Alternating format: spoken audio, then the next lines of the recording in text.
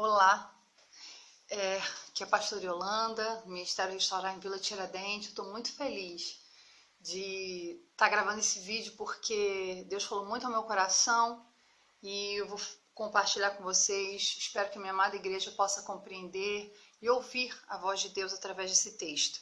O texto fala sobre Atos capítulo 1 e capítulo 2 e fala que quando Jesus sai do monte, está no Monte das Oliveiras conversando com todos lá embaixo,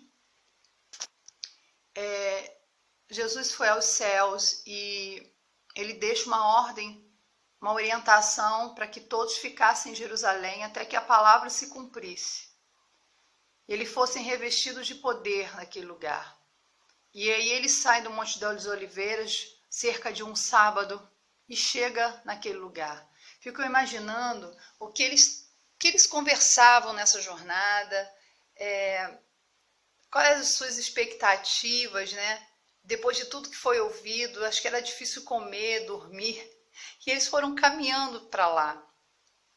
E chegando no cenáculo, começaram a buscar a Deus. Pedro, ele se levanta e ele fala assim: nos falta uma pessoa, nos falta um pedaço. E precisamos colocar alguém no lugar de Judas.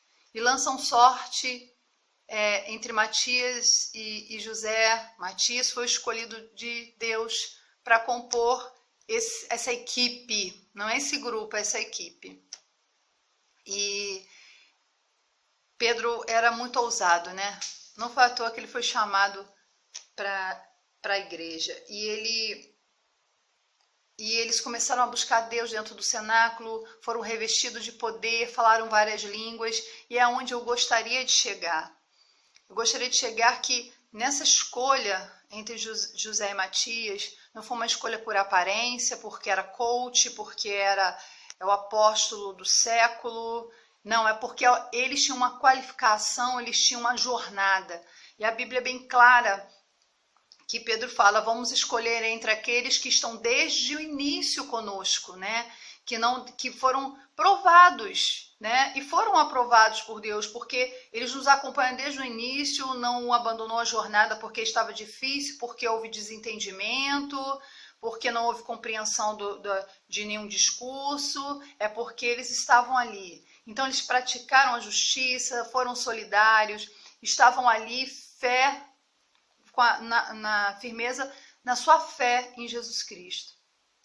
E aí Matias foi escolhido, lançaram sorte, que era algo que era de hábito deles naquela época, para escolha, e foram compostos, os 12 discípulos de novo. E nesse revestimento de poder dentro do cenáculo, falaram em vários idiomas, em várias línguas, e todos entendiam, todos do lado de fora começaram a entender. Mas veja só, no capítulo 2 do versículo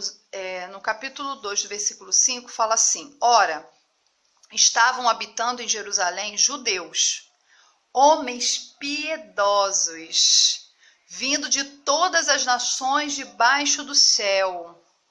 E aí a gente começou a observar que eram pessoas daquele lugar, eram pessoas especiais que estavam lá. E não é à toa que as coisas acontecem em determinados lugares, em que as pessoas do lado de fora conseguem perceber o que está acontecendo aqui dentro. Então, e no meio desse povo, né, piedoso, vindo de todas as nações debaixo do céu, eles ouviram essa confusão santa dentro, se assim podemos chamar, né, dentro do cenáculo, algo nunca ouvido, né, nunca visto. E dentro daquele lugar haviam outras pessoas que faziam outros tipos de indagações. A essa hora eles estão embriagados. Eles falavam como bêbados, foram interpretados como bêbados. É aí que entra o discernimento de espírito, que é uma proposta para esse ano. Porque para termos discernimento de espírito, é necessário que estejamos no lugar certo, fazendo o que Deus quer. E para ouvir a voz de Deus, precisamos estar em oração, baseado na palavra, para que nós não venhamos também a nos desviar e projetar aquilo que é nosso, que vem dos desejos da nossa carne. Então, é primordial que isso aconteça. Então, mais interpretações até os santos fazem. Então precisamos estar focados. E aí Pedro, ele percebeu que ele fez um discurso, ele fez uma pregação orientando aquele povo que estava com mau entendimento. E o coração deles começaram a se constranger com aquela palavra. A palavra diz que eles ficaram com os corações compungidos. Eles fizeram uma pergunta. Então, o que faremos? Se você se faz essa pergunta porque você se desviou do evangelho, porque você saiu de um lugar onde você não deveria ter saído, existe uma resposta para essa pergunta. É 3 passos muito básicos. Eu sei que é coisa de passos, todo mundo dá solução para a vida, mas essa palavra ela é viva e eficaz. E ele diz assim: arrependei-vos. Arrependei-vos e sejam batizados e recebam o Espírito Santo. Parece algo simples, mas não é. Porque quando se trata dos desejos e dos hábitos que nós temos, a coisa não é tão simples. E o arrependimento não é tão simples. Existem pessoas que nem acreditam no arrependimento. Então, quando ele fala isso, aproximadamente 3.000 pessoas ali, que não contavam mulheres nem crianças, estavam ali recebendo de Deus, recebendo o Espírito Santo. Passando disso, algo também ficou muito marcado. Eles perseveravam na doutrina dos apóstolos e na comunhão. É esse patamar em que nós nos encontramos hoje. Nós perseveramos, a gente persevera na doutrina e a gente persevera também na comunhão. Adquirindo comunhão, eles partiram para a oração, se tornaram homens e mulheres de oração e compartilhavam os pães. Compartilhar o pão é dividir aquilo que temos, é sermos em comum, somos todos iguais, não havendo diferenças e sabendo respeitar uns aos outros dentro daquilo que nós fomos convocados a fazer. E depois disso, de partir o pão, dividir os pães, estar em oração, todos que creram estavam juntos e tinham tudo em comum. O ponto-chave gostoso da nossa vida. Então, assim, a gente também não acreditava que era possível convivermos juntos em comunhão. Mas ela é possível, porque a palavra de Deus lá, o versículo 44, ele é muito revelador. Todos que criam estavam juntos e tinham tudo em comum. E eles começaram a vender suas propriedades porque havia uma necessidade para isso.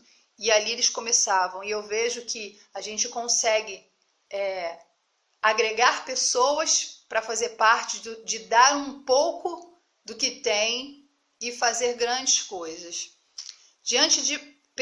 Diariamente perseveraram unânimes no templo, partindo do pão em casa e tomavam suas refeições com alegria e singeleza de coração.